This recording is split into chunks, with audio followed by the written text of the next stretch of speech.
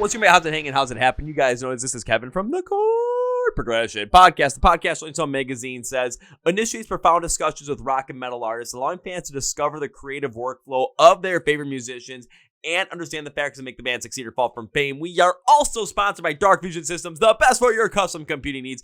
Get $100 off your entire bill. Use code CPPOD at darkfusionsystems.com. Link to the podcast below. Feature presentation time. I was always looking forward to this one to close out 2024, and here we are. We have the ladies from Not Enough Space in the podcast today. We're with Lizzie and Liv. We not only talk about them signing to Thriller Records, but we also talk about the reaction people have to the band scene to Frontwomen in a heavier band, metalcore, and how good it actually is. We talk about their song Primitive, which came out, and how they coined the phrase Moancore. Beyond that, though, there's going to be new music coming out in 2025. This band's ready to blow up, and this conversation will get you so excited for that album to drop that you're going to be like, this is already on Album of the Year release radar. Yeah, that's how good this is going to be. You guys ready? Let's go! Yeah. Well, ladies and gentlemen, boys and girls, listeners of the Chord Progression Podcast. I had the absolute pleasure of finding out about this band throughout the year and then getting a chance to see them live when they supported Woe Is Me on their run in Chicago back in August of 2024. And I still remember seeing this band play live. My buddy Chris and I were looking at them right at first. We're like, what is this? And why is this not bigger than it already is? Well, after moshing to them for about 40 minutes and then all of a sudden seeing what has happened to them, not only have they signed to Thriller Records and have supported the Funeral Portrait even in October of 2024, but they released a song called Primitive in conjunction with that announcement. And let's just say that song blew up because they may have just invented Moancore right then and there. So I cannot believe we get to talk to the two ladies of this band. So please welcome Lizzie and Liv from Not Enough Space to the podcast. So both of you, welcome to the Chord Progression Podcast.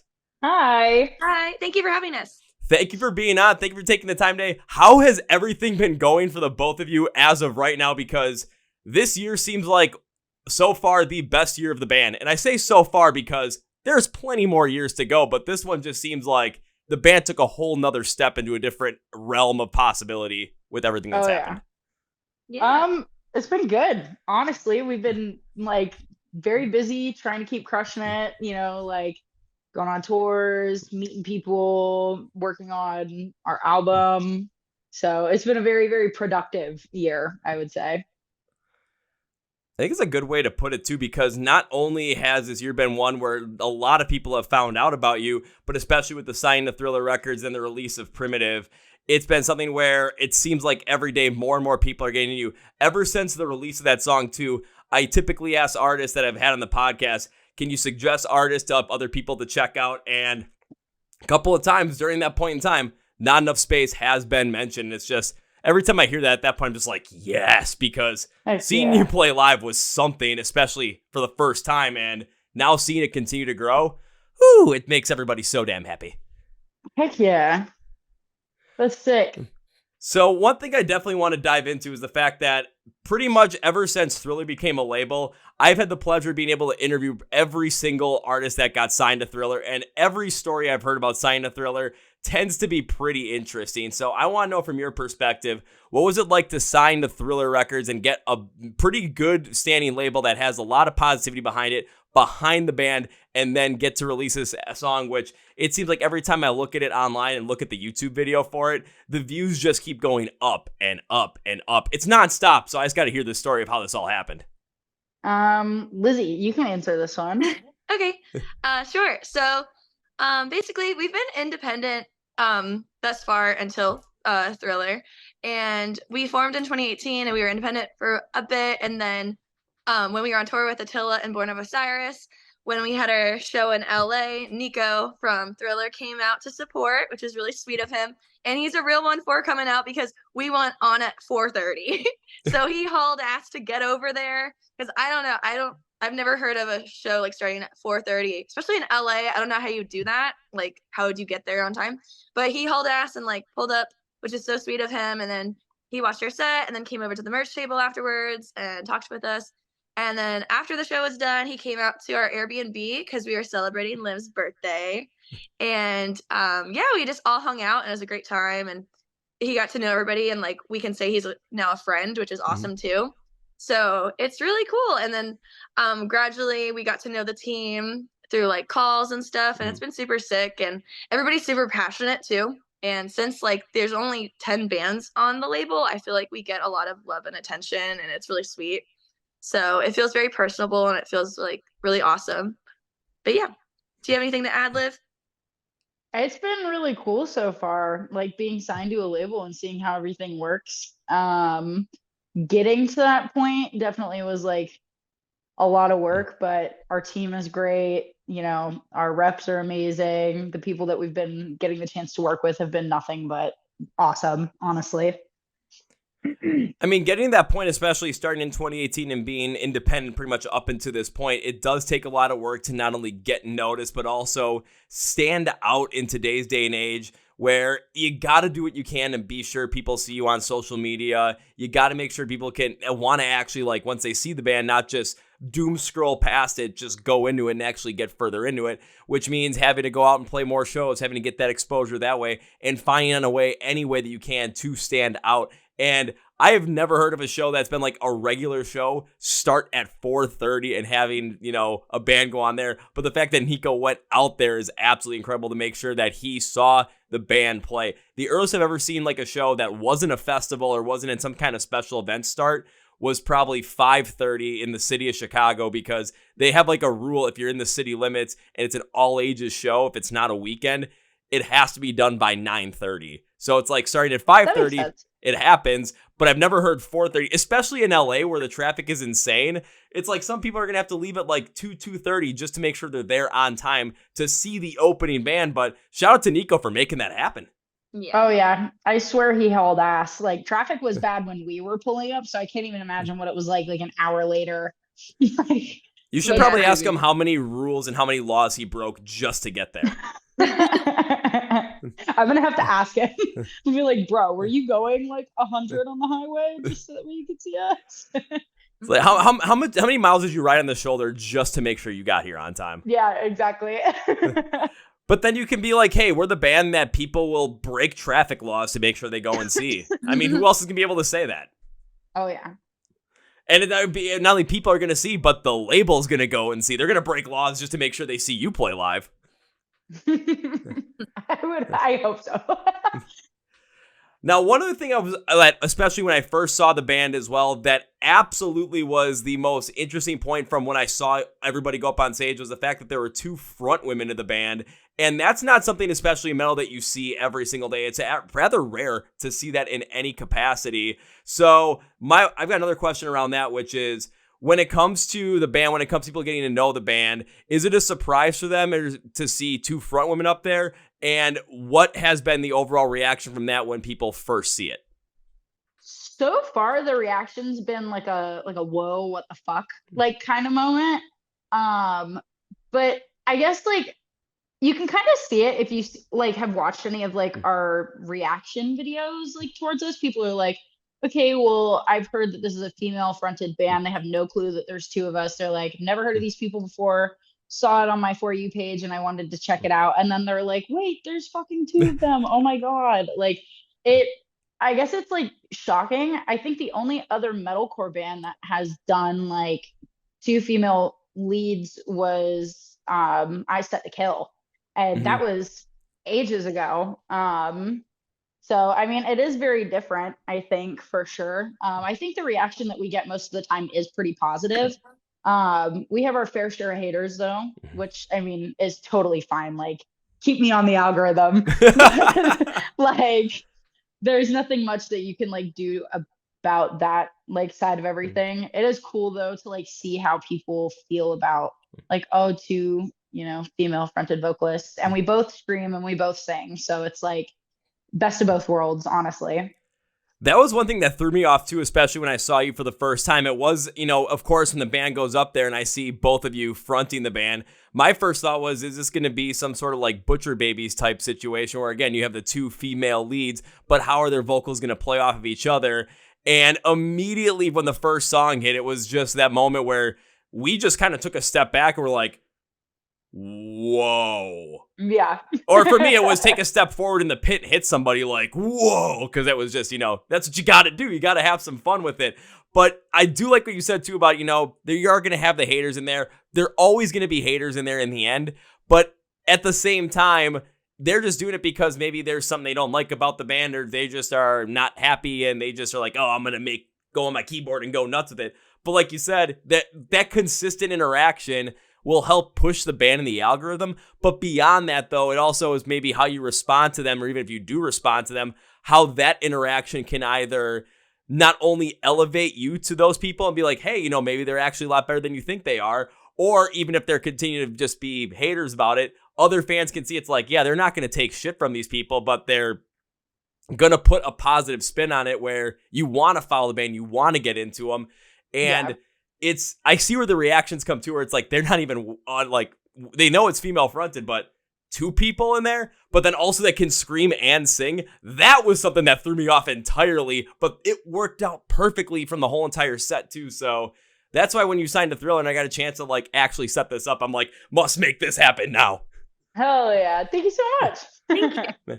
It was something that was exciting. And then, of course, I've seen you play with Woe Was Me. Always love seeing Woe Was Me play. So I was like, okay, this is just like the perfect build to the tour. And then hearing so many other people say so many positive things about the band and seeing the rise of the band, especially over the last couple of months, honestly, it's got to be like a whirlwind type thing that where all the hard work that you put in over the past 6 years, it's like it's finally really paying off in a great way. But at the same time, there's still so much more to go for the positives to hit the band. So there's got to be a lot more coming up pretty soon, right? Oh, yeah, hopefully. We've got some stuff planned out for the next year. And then, like I said earlier, like our album coming out and stuff like that, I think is going to open a lot of doors. So.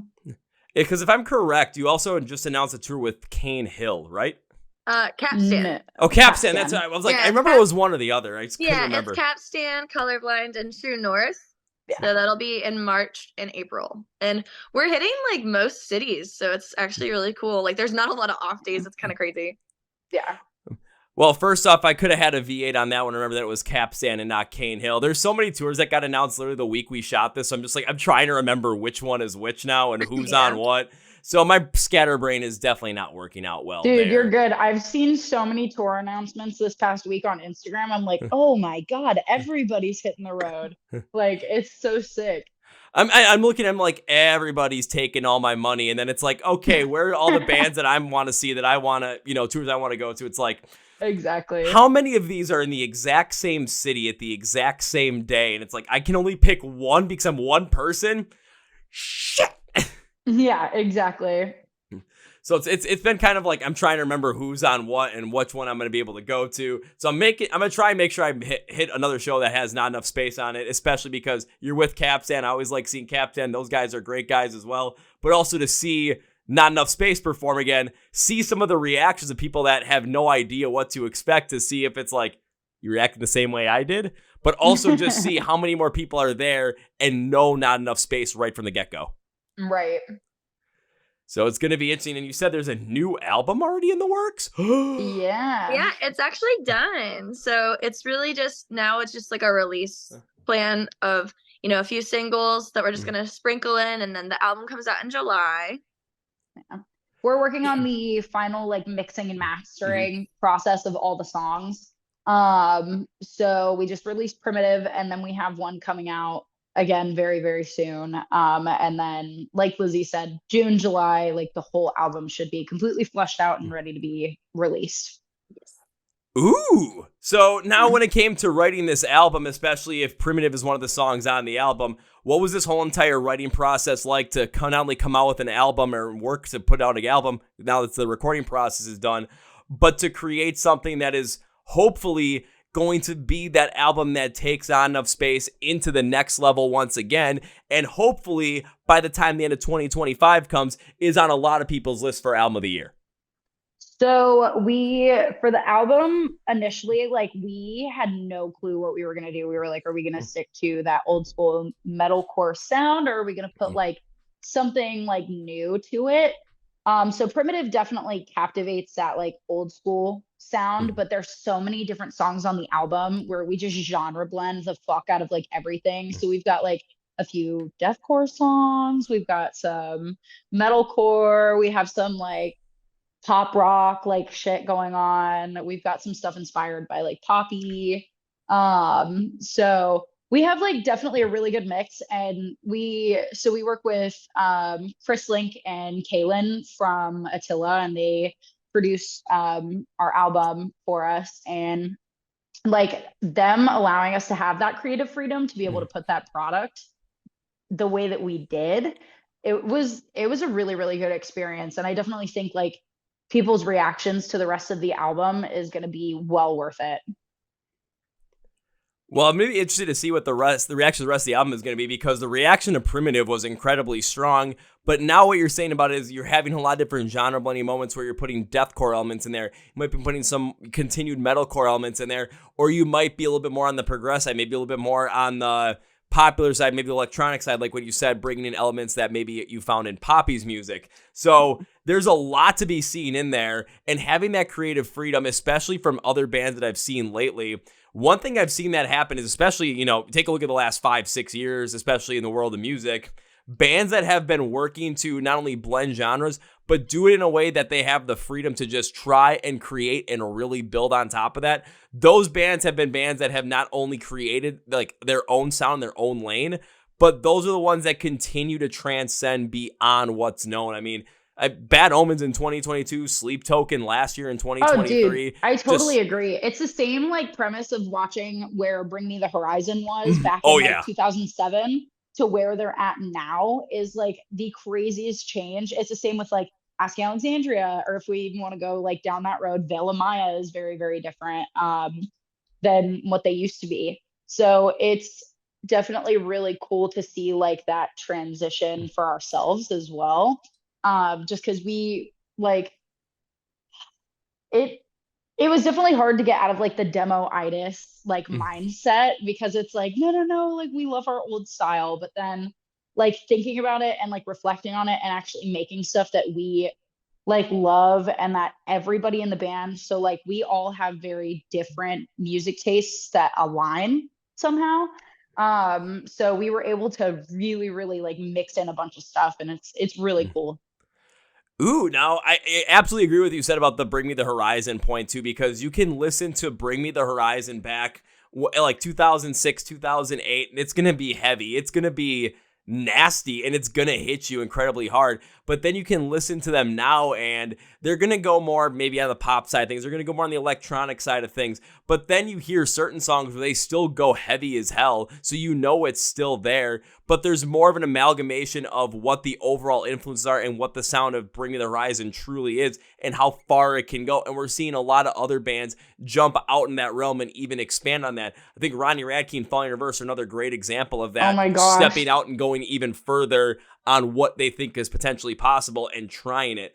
And having different influences around the band between all 5 members, that allows for that to happen. And as long as they align with what everyone's kind of like has an idea of maybe where this can go, or maybe it's something that's a different sound, but you want to try it out and you want to test it out so that you can continue to grow and continue to expand the idea of what Not Enough Space is, while still having people listen to it where they're going to be like, yeah, that's a Not Enough Space song. I mean, you listen to Bring Me the Horizon, you listen to Chelsea Smile, you think that's definitely a Bring Me the Horizon song. But then you listen to something like Mantra in 2019, it's like, yeah, that's a Bring Me the Horizon song too. But they're two completely different things. And that's very possible with Not Enough Space as well. It's very possible. Yeah, absolutely. So I want to go specifically to Lizzie on this one, because when it comes to working on this album too, when it comes to the influences that you really find deeply within you, how did you take those influences and put them into this album and really help expand the sound as well?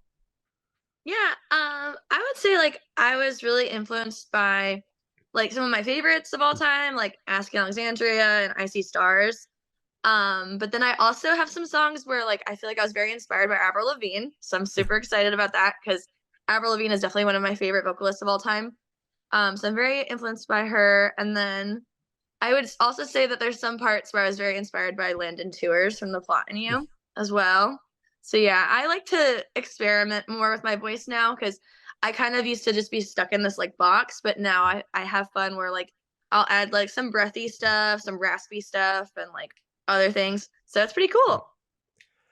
Okay, the one thing that stood out to me when you brought that up was being inspired by Landon Tours of the Plot in You, specifically because it seems like every single time I talk to an artist when they're making music, if they've worked with Landon around there, or if they've taken something from him or inspired by him, there tends to be a lot of great music that comes out of that. So you're just making it seem like it's going to be even better than I thought it was. Yeah, Landon's so good. I feel like he's finally getting the recognition, which is awesome, because I've been listening to The Plot in You and his solo project for a long time. And a lot of people, I used to say Landon Tours, and they'd be like, who? And I'm like, what do you mean you don't know who that is? Well, I know they released new music this year, and they were touring pretty consistently towards the end of 2024. They're touring early in 2025 as well. But also at the same time, I just recently had an interview with Jolly from Until I Wake, and they worked on their whole entire album with Landon, and that's one of my favorite albums of 2024. So now I'm just like, I see where the influence comes from there, and it's possibly going to be coming in and Not Enough Space's music. Woo! I'm giddy. Yes. So we're going to keep that going, keep that rolling. And I'm just even more excited because you're, especially from what you two said to Lizzie, you're not afraid to step out of the box anymore with your vocal style as well. You're bringing up stuff that's heavier, but also bringing up Avril Lavigne as well. But it makes a lot of sense too to get that genre blending style in there, but also put a lot more intricacies of who you are as a vocalist. And of course, Liv will do the exact same as well. Everyone else put their own little touch of influence in there, and you get that individualized style that comes together that creates Not Enough Space music that allows it to go in so many different realms. So you can go deathcore with it because you both can do those unclean screams incredibly well. The clean vocals of it can soar above everything else too. So there's so many different ways you can go about it, and the sky's the limit at this point. That's the beauty of it. The sky is the absolute limit. And it makes me more excited for the new album. That's genuinely true. Hell yeah. Well, thank you so much. And then also it shows a lot on Primitive too. But the one thing that always stands out to me is the fact that I saw that it was like, did someone just invent Moancore? So when it came to writing Primitive, what was the idea around that? And of course, how did that idea to put that moan in the breakdown come through? Lizzie, you can answer this one. I feel like we both are gonna have some takes though, so we can kind of like just bounce off of each other. Yes. But so the first demo was basically done in January, and it originally that breakdown used to be a little bit different. So it used to say let me think. Okay, so are you sick of the crying? Pull the ground from underneath me. It used to say that. There used to be me in there. Me is now not there. And it was supposed, originally it said, are you sick of the crying? Pull the ground from underneath me. Like there was like a, it was like a little, yeah. And that's the demo that we brought to Chris. So we initially started these sessions with Chris towards the end of February. So we brought it up, and then we were like, just kind of like figuring out what we were going to keep, what we're going to change. And we just decided like, oh, let's not do a bleh. Let's get a little bit more creative, and let's not do a whoo. Because like we make a lot of like ad-libby stuff where it's kind of just like a call out to something that's already been done kind of thing. So Chris and Tristan were talking, and like they both really like the like creative and weird side of like modern music where it's like, what the fuck was that? So like Tristan's been like talking about forever about how much he like thinks Poppy is really cool and like really sick, and like he's been showing me Poppy since the No Way Out music video. Like he's just been like, look, this is cool. What if we did some like girly pop shit? So him and Chris were just like, you know what if we did a moan? And then Liv was not happy. It was so bad. They were like, go get in there and do it, and I was like, fuck no. Like, I'm not gonna do that. And they were like, just do it. We promise it'll be sick. It took me like 20 minutes to get like a good take, because I just would like sit there and be like, nope, not gonna happen. So I was like, this is awful. And then we finally got it, and like hearing it back, I was like, okay, this could be kind of cool. But like, I was so put off by it. I was like, there's no way in hell, absolutely the fuck not. And like now it's like doing really good, and I'm like, okay, well, if everybody likes it, then it's cool. I'm like, it's cool, like it's fine. I enjoy the song a lot now, but it definitely took some talking into to even get me to do it. Yeah. I can see it take some talking because it is something that's different and could definitely take on a different connotation where it's like, do we really want to do this? But at the same time, when you're thinking about, the artistic weirdness that is coming into music, there's still the pieces that are incredibly heavy, but it's a lot more open now to do stuff like that. And I even think about, if you put the whoo in there, it kind of goes back to even, think 2016 when Knock Loose released Counting Worms and Arf Arf led into the Breakdown. Who was doing anything like that? And now putting noises like that in before for a breakdown call or during them, it actually is pretty commonplace. So you may have just started something with that. But the key, of course, is does it fit in with the song? Does it fit in with the overall idea? And is it going to be something that you really want to go with in the end? And it works as that thing that just stands out as like, wait, what is this? But then right after it, there's like a bled that comes in and you're just like, you're not expecting it, but it just hits you in such an artistic way, but then it punches you right in the gut right away. So if you like the heaviness of it and you like the flow of the song, you're not put off by that part. But at the same time, it's so amplified and so artistically different that it stands out and everyone is taking more notes on it. Everyone's attaching to it. I've been seeing these random like Instagram shorts and TikToks with that soundbite in there. And it's just like, everyone's starting to get behind this. Yeah. All right. Yeah, we've gotten a lot of positive reaction from Primitive, and it's been really cool. Obviously, there's some people that are like, "Wow, this is really bad. Stop sexualizing metalcore." Da, da, da, da. And we were like, we didn't even do it for that. Like, we just did it because why the fuck not? Like, it is what it is kind of vibe. And it was fun. It was cool. Like Tristan came up with it, and then like he got everybody on board with it, and we were like, you know what, fuck it. Like, yeah, let's do it. And so the positive reactions are definitely really good because it's like we have some silly, goofy moments on like the rest of the songs that are coming out. And like it just allows us to be genuine in the sense of like we're artists, but like we still like to have fun with what we're doing and make it our own. Like we don't want to just be like every other metalcore band. Like, gotta like set the stage, do something a little bit different. Oh, I've had that conversation plenty of times before with other artists when it comes to like, you don't want to be like every other band. It's like, think about all the metalcore bands that came out between like 2010 and 2019. How many of them had the exact same sound, the exact same flow to it, the exact same look even, because it's like they stayed within those confined rules and they never really decided to break away from them because they were maybe too scared or they just didn't have the artistic vision to try it and then the confidence to actually go and do it. Then you get a band like Bring Me the Horizon that goes and does it. Or you get bands that then step out of the box in a completely different way. Like I'll use Ice Nine Kills as the example. They stepped out of the box and went more of the horror side and just went with it. And it's when bands do that now, people are getting more and more into it because you're seeing more of an individualized sound to it. Beyond it though, it's just something that is fresh and actually has this feeling of we're enjoying this stuff. In the world, we've gone through so many random moments of just despair, agony, depression over the past like 10, 20 years, especially in our lifetimes. It seems like every moment it's like a brand new thing that's like a once in a lifetime thing or like once in a generation thing. Yeah, we're experiencing it. What's new?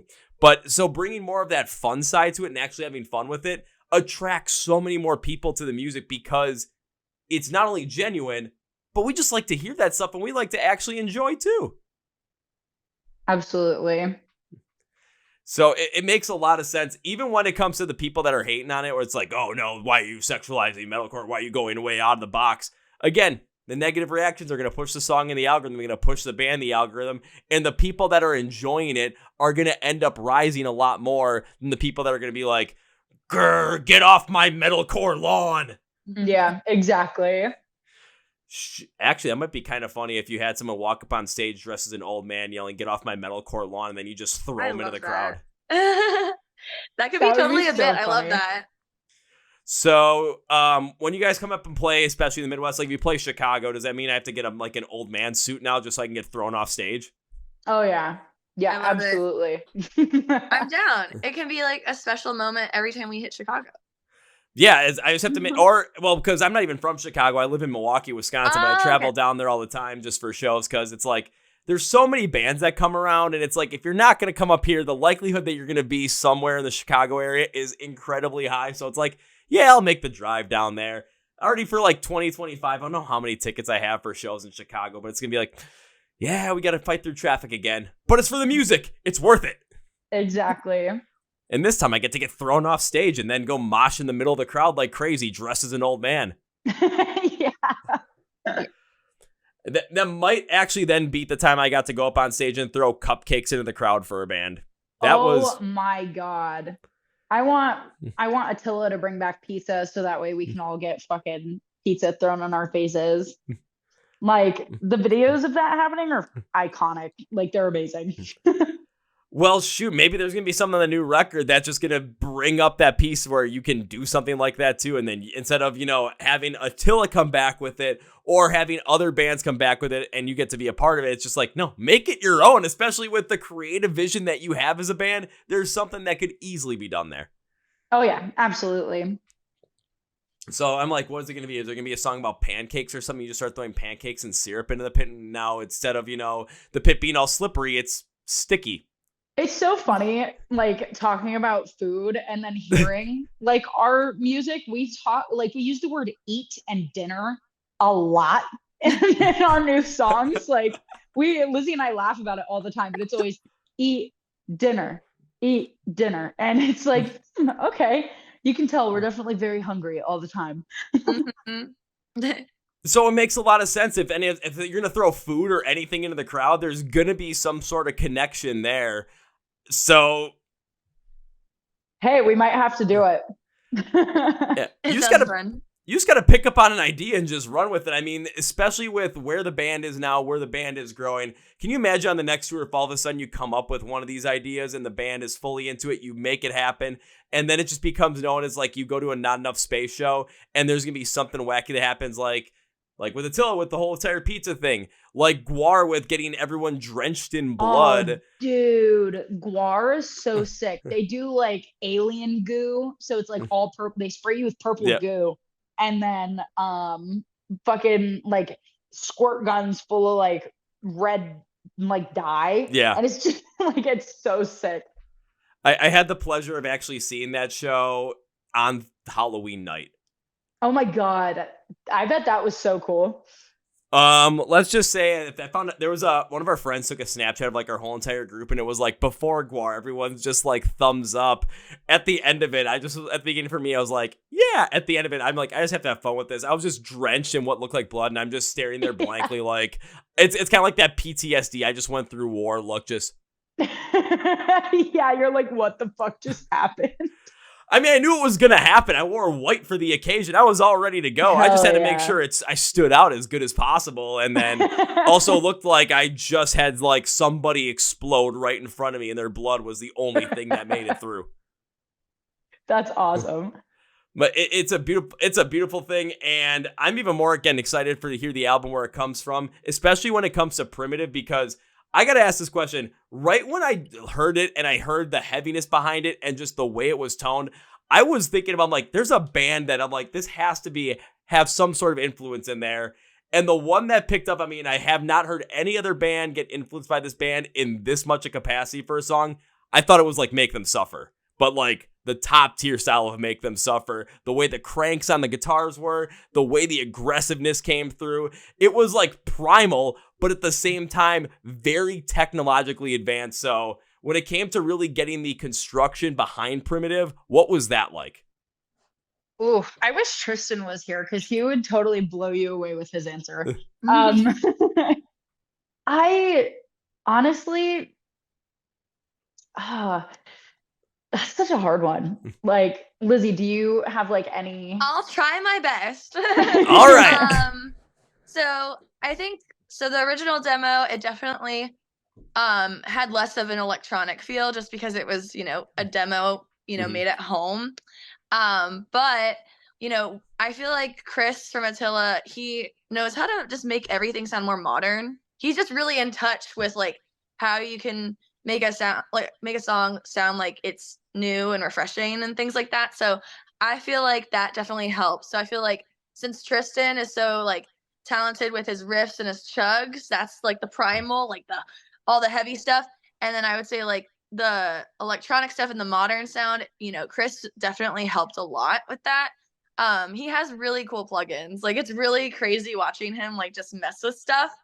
So yeah, he has fun with it. Like he literally will spend the whole day just working on the instrumental and it sounds sick when he does it. Yeah, I agree. I definitely agree. I couldn't have said it any better myself, honestly. I don't know what all the things are called, but what is that? What are the things he uses? What are they called? I don't know. So he uses a bunch of different like guitar plugins and then like drum plugins and stuff like that. So we used for the album specifically, one of the drum like snare tones that we used was from a Deftones package. So it sounds like a fucking cannon, but it also sounds live as fuck. So it's like super cool. And then for the guitar, I think it like changes per song because there's some songs that are like really peppy and like upbeat, and then there's other songs that are like just fucking dun, dun, dun, dun, dun. Like it's has like that really gritty, nasty, like I think we use like an Architects plugin for the guitar in most of the songs. So it's pretty sick.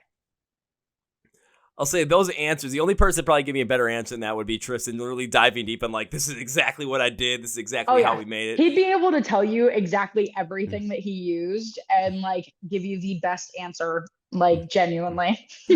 But I think the thing that I liked about both of those answers the most is, one, we got to see exactly where the thought process from the creation of this came from.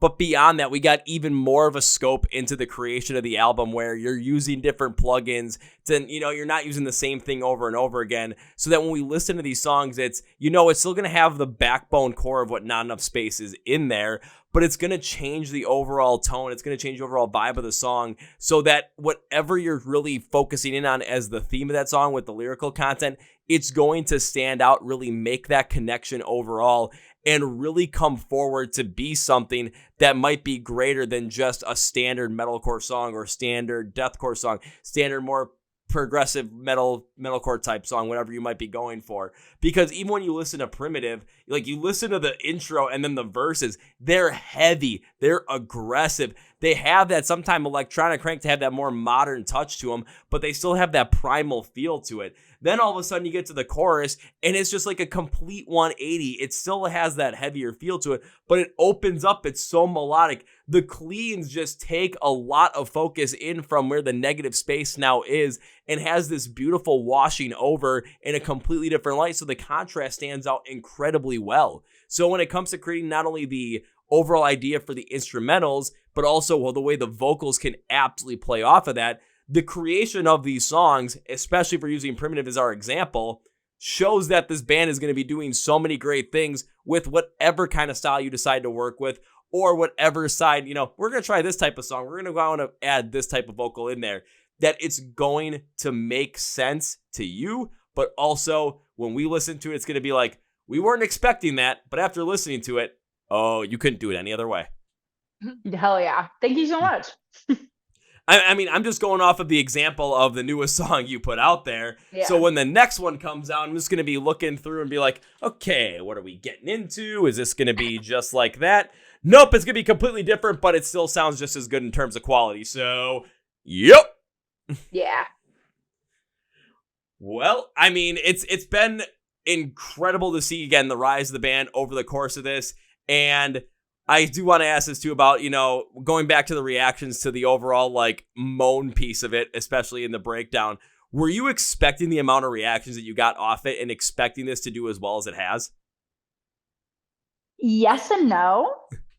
Yes and no. Like we definitely like put a lot of like we put our back into this song. Mm-hmm. So we were like definitely expecting to get some good reactions and stuff like that. But to see as many as we have, we've never seen numbers like this for ourselves. So it's been really, really crazy to like watch just the slow tick, tick, tick up the mountain and like see where we're pivoting to. So, I mean, that's been really cool. We've had a lot of like, some of our like favorite influencers reach out and use the song, and that, and like working with Thriller, like they're so great with like promotion and stuff like that too. So that's super helpful. Well, even with Thriller too, they're being incredibly helpful with this. Beyond that though, this is like the first song they're really putting out with as your label. So all of a sudden it's just like, holy shit, look at this. And having those influencers that you really like as well, just kind of listen to the song and want to use it. Now I'm kind of scratching my head like, why haven't I reached out to the ones that I know, see if they've actually used this for something, and be like, I know you can use this for something, so yeah, give it a shot. I'll say, because I've got like 2 or 3 I could send it to. However, I feel like one of them I would send it to that she'd probably be like, you know what, I already know this. I already used this. Plus, I'm the one that sent this to you anyway in the first place. So what are you doing out here, Kevin? You're like, again, could have had a V8. Hell yeah. So what has been, is there been like one reaction or one reactor that when they first heard it, saw it, and you saw it, that stood out to you more than anybody else? There was a couple on YouTube. I wish I could remember their names. But they were so sweet. They, started the video out with, hey, we've never ever heard of this band, and it's dual female fronted, so we have no clue what to expect. Like, is it gonna be heavy? Is it gonna be soft? Is it gonna be like traditional metalcore? Or are they gonna be a little bit more modern and poppy? And literally as soon as the song started, they both were moving in unison and like headbanging and like stank facing the fuck out of it. And I was like, this is so crazy. And like, they had nothing but positive things to say about it. Like it was really, really cool because they pinpointed a lot of the stuff that like we referenced. So like at the end of the video, Tristan has like this little riff at the end, and she was like, that sounds like Avenged Sevenfold. Oh my gosh. And that's like one of Tristan's favorite bands. So it's like really cool to like see that people are able to like pinpoint it a little bit, but also they're like, yo, this is so different.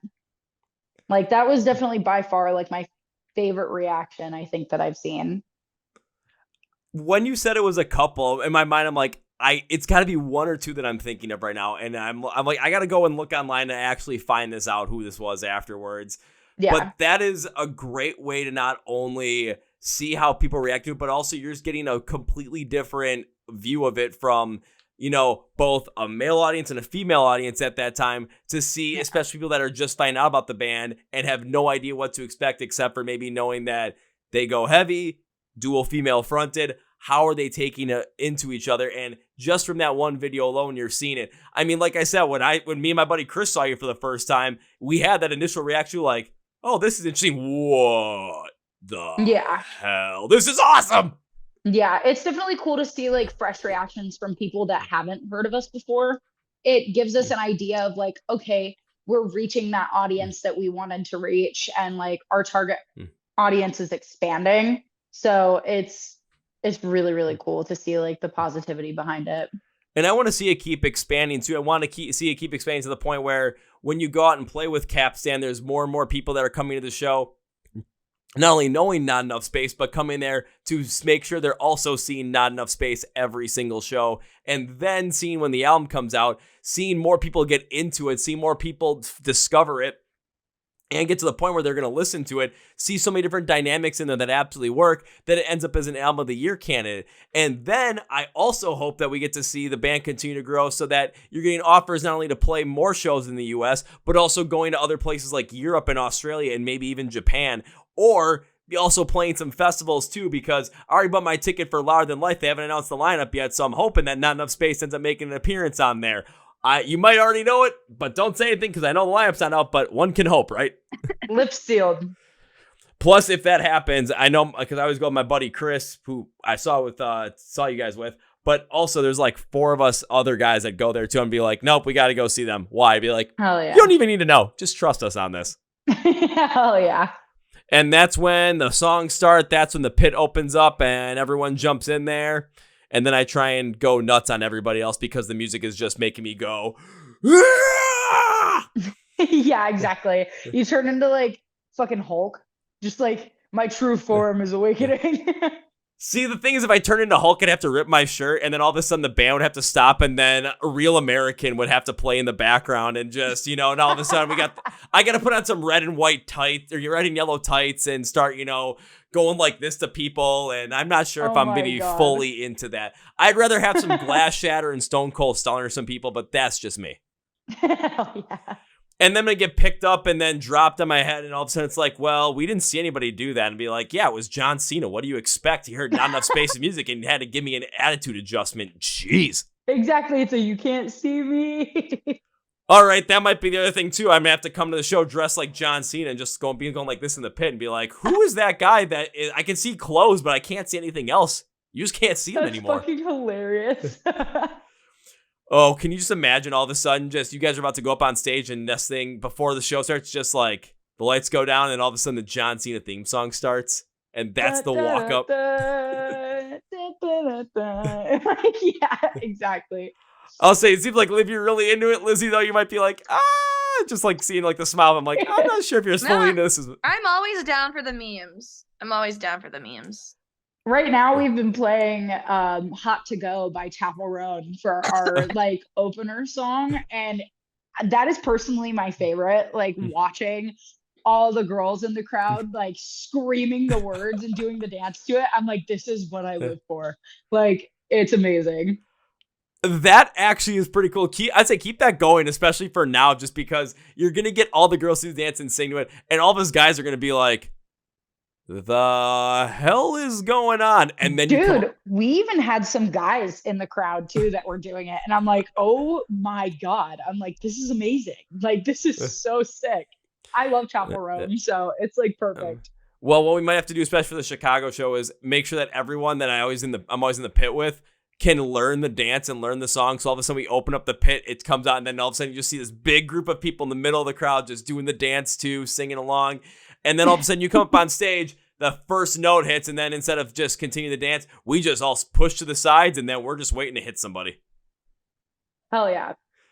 And that's when we just hear, someone just yell out, fight! And we just go nuts. Oh yeah, absolutely. So is it like February and March already, so we can just see you guys play live? Because I'm kind of waiting right now, but my watch is my watch is from John Cena, so you can't see it.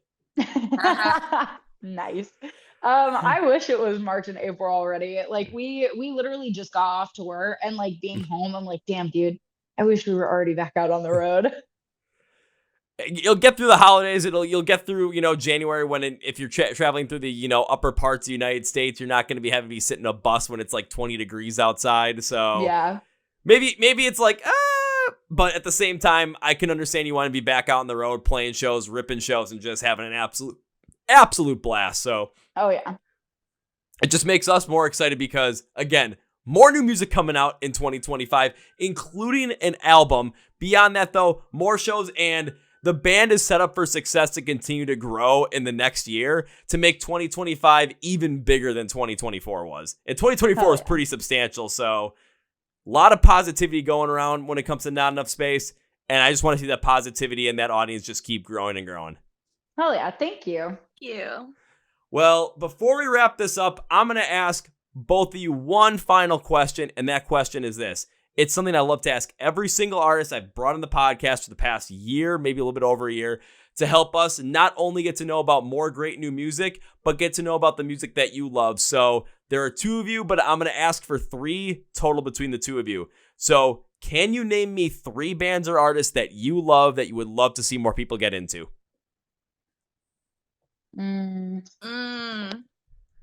Lizzie, you go first. Okay, I'm really thinking like super duper hard right now. I'm actually looking at my like songs because I'm just okay. For me personally, I would love to see Sleep Token's fan base grow a lot more. I love them. I think they're gonna take over the fucking world. I'm a big like old school deathcore like person and like old school hardcore. So I hope Knock Loose continues to blow up. I love Brian Garris's vocals. Bands that I guess like inspired me is definitely Sleep Token. Like I sing on the album. So it'll be really cool to like be able to like have that implemented in there. And then Suicide Silence, Chelsea Grin. Like, I want to see like an old resurgence of like old school deathcore.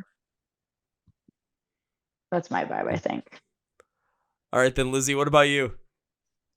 Okay. I'm just gonna name drop one of my personal favorites. So, I really hope to see Idola blow up more because I feel like they deserve more recognition. I feel like people who let like Dance Gavin Dance, Hail the Sun, bands like that, like I feel like I don't know, Idol is slept on, but they have an album, a new one coming out in December, so I'm super excited about it. And yeah, so I feel like that's my top choice. It's funny because I really like post-hardcore, but we do metalcore mostly. But post-hardcore is like up there for me for sure. Well, that's, I guess, touring Capstan then is like a perfect fit for especially you. Yes, actually, it's funny. Like at the end of 2019, I saw Capstan at Soundbar, which is like a venue that's not there anymore, in downtown Orlando, and we watched Capstan play with Can't Swim, and I brought Not Enough Space, the like OG Not Enough Space, to that show, and we were like, what the fuck is this? And it's funny because I took because Anthony from Dark Divine used to be in our band.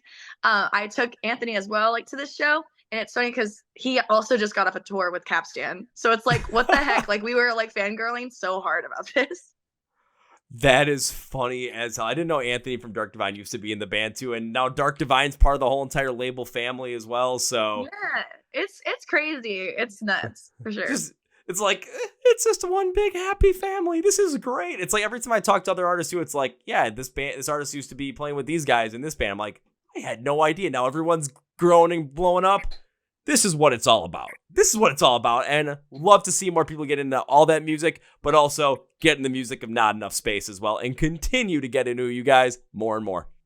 Hell yeah. Thank you.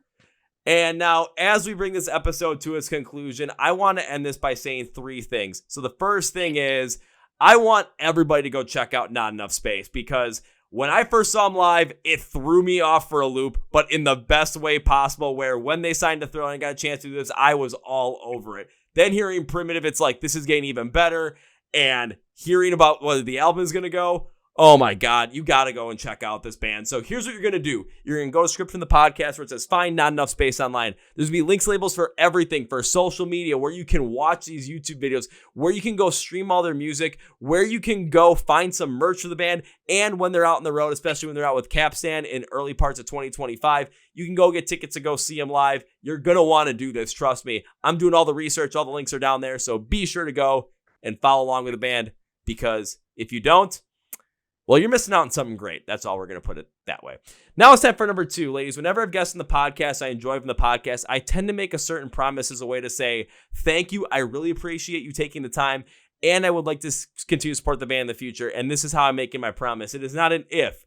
It is a when I get to see you perform live again, because I've already seen you perform live once, but when I see you perform live again, whether I get thrown off the stage as an old man or get some kind of food thrown in my face out of nowhere in the pit, but it's going to be funny. At some point during the show, I will come and find you. I will come and say hi, but the real promise is first round's on me. Hell yeah. Thank you. And if all of a sudden you see me there and you're like, you're not making good your promise, what the hell? I'm going to be like, shit, I didn't. All right, we got to fix it now. So if you call me out on it, we're fixing it right then and there. Hell yeah. And now it is time for number 3, ladies. As we bring this to a conclusion, I cannot end this by saying goodbye. That is way too final. This was way too much fun, and I want to continue to support the band in the future, see the band grow, see both of you continue to grow as vocalists as well, and see where this whole entire thing can go. So not only am I going to make good on that promise and continue to see the band live, but I would love to have you both back on the podcast again in the future to talk more and just continue to see where the band goes. So this cannot be goodbye. This is I'll see you later.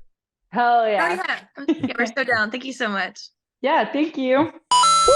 Well, folks, this is my interview with Lizzie and Liv from the band Not Enough Space. Now it's time for Kevin's final thought. So when we were talking about them making this brand new album that's due out probably summer of 2025, I could just feel the fact that this was going to be one hell of a thing and one hell of a great album. And here's why. So what we were talking about was the inspiration from bands like Bring the Horizon, Bad Omens, Falling in Reverse, Sleep Token, and how they've just tried so many different things. They've not been limited by what they can do by sticking in a certain box of what this genre, known as metalcore, sometimes restricts bands and artists to be in. And that's a great thing that they want to break out of that. But they understand why. They understand the ability to do it. And they're working with people that are going to help push them to that. I mean, we saw it on Primitive. It sounds like a Make Them Suffer song, especially when it's heavier in the verses and the intro. The chorus is much more open, but the flow of it works so well. The bouncing of vocals from cleans and uncleans from both Lizzie and Liv work so well that you do not want to miss out on it. And then when that breakdown hits, yes, I know it can be kind of a meme thing to have the moan in there, but it fits, and then the blet right after it punches you right in the gut.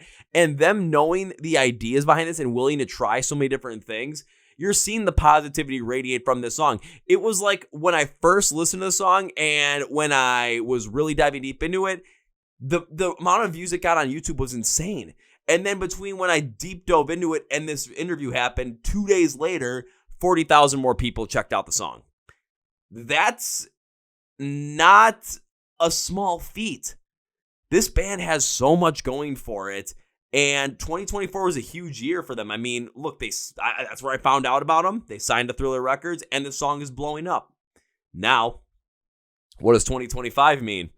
Trust me, it's going to be bigger and better things. So make sure you're getting to know more about Not Enough Space. Description of the podcast has everything social media-wise, links for music, YouTube, where you can follow them, but get some merch, and make sure you see them live because they're going on the road with Capstan in February and March. Plus, Captain's been on the podcast too, twice, and they're always fun to talk to. Also, be sure to check us out on the Chord Progression Podcast. We're on Facebook, Twitter, and Instagram. Links to the podcast below. Hit the follow button right down here for, not the follow button, subscribe button right down here for YouTube. Be sure to subscribe to the Chord Progression Podcast. We're bringing on all these great bands, the ones you know about and the ones you need to know about. Beyond that, though, be sure to hit follow on Spotify Podcasts. Hit your cup of tea. Hit the like button on these episodes to help push us in the algorithm. Comment on these what you thought about it. Want to thank the ladies for coming on the podcast today. Oh, go see them live. We're going to go see them live. They're going to be back in the podcast sometime in the future because this is a lot of fun. So on that note, that's me, Media Break. Thank you for listening to the Chord Progression Podcast. My name is Kevin, and you guys know how I end every single one of these episodes. Big, healthy, and hearty.